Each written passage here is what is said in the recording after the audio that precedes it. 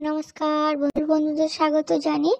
আজকে আমি আবার একটা নিরামিষ রেসিপি নিয়ে এসেছি। তো আমাদের ভাত দুপুরে ভাত খাওয়াতে প্রথম পাতে একটু শাক ভাজা বা ভাজা কিছু হলে খুব ভালো হয়।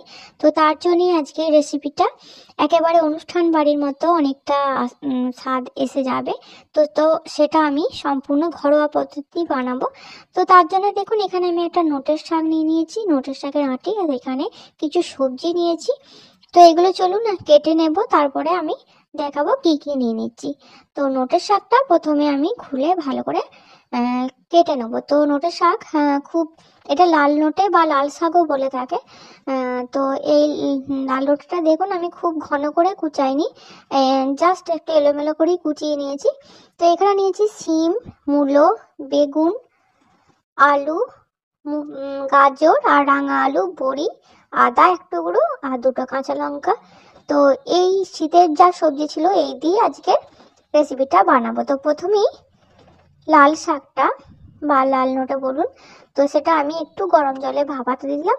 আর এদিকে গ্যাসে কড়াই চাপিয়ে দিয়ে কড়াইটা গরম হলে আমি দিয়ে দিলাম সর্ষের তেল। তো প্রথমেই সর্ষের তেলে আমি বড়িগুলো ভেজে নেব। তো সর্ষের তেলের পরিমাণটা আমি একটু বেশি দিয়েছি, যেহেতু সবজিগুলো ভাজা হবে আর এই তেলেতেই সব রান্নাটাই হবে। তো একটুখানি পরিমাণে তেলটা বেশি দিয়েছি। তো বড়িগুলো লাল লাল করে ভেজে নেওয়ার পর আমি দিয়ে দিলাম 5 ফোড়ন, শুকনো লঙ্কা। তো তারপরে আমি সবজিগুলো ভেজে নিচ্ছি বেগুন ছাড়া। তো প্রথমে সব সবজি দিয়ে একটু নুন দিয়ে আমি একটু ভেজে নেব। তারপরে এটা একটু নরম হয়ে গেলে আমি বেগুনটা দেব। তো এদিকে আমার শাকটাও সেদ্ধ হয়ে গেছে, শাকটাকে আমি জল ঝরাতে দিয়ে দেবো। তো শাকটা জাস্ট গরম জলে 2 মিনিট মতো আমি ভিজিয়ে রেখে দিয়েছিলাম, তাতেই নরম হয়ে যাবে শাকটা। আর এদিকে সবজিগুলো একটু ভাজা ভাজা হয়ে যাওয়ার পর বেগুনটা দিয়ে দিলাম। তো বেগুনটা দিয়েও আমি 1 মিনিট মতো ভেজে নেব। তো দেখুন আমি সবজিগুলো এরকম ভেজে নিয়েছি। একটু কম আছে, সময় নিয়ে একটুখানি টাইম নিয়ে যদি ভাজা যায় তাহলে আর সেদ্ধ করতে হয় না। তো এর মধ্যে আমি দিয়ে দিলাম হলুদ গুঁড়ো আর জিরে গুঁড়ো 1/2 চামচ করে। তো যেহেতু অল্প পরিমাণ আমার এইটা সবজিটা আর শাকটা, তাই আমি এই পরিমাণই দিলাম। তো এবার দিয়ে দিলাম 1/2 চামচ মতো আদা বাটা। আদা বাটাটা দিয়েও সবজিটা দিয়ে ভালো করে একটু কষিয়ে নেব। আদা বাটাটা না ভাজা ভাজা করে নিলে আদার গন্ধ বেরোবে, তো সেটা খেয়াল রাখতে হবে। আর এদিকে শাকটা আমি জল ঝরিয়ে নিয়েছি। তো এবার দিয়ে দিলাম সবজির উপরে দিয়ে দিলাম। এবার আমি একটুখানি সবজির সঙ্গে নেড়ে চেড়ে নেবো শাকটা, যাতে শাকটা শাকের সঙ্গে সবজিটা মিশে যায় তেলটা। তো শাকটা একটু কমে যাওয়ার পর আমি দিয়ে দিলাম 1/2 চামচ নুন। আর এদিকে দিয়ে দিচ্ছি চিনি 1/2 চামচ মতো।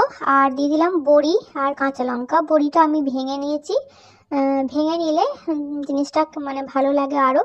তো এবার প্রায় শেষের দিকে রান্নাটা, এটা আমি সুন্দর করে একটুখানি কষিয়ে নেব। তো দেখুন শাকটা থেকে অনেকটা জল বেরিয়ে গেছে আর শাকটা অনেকটা কমে গেছে।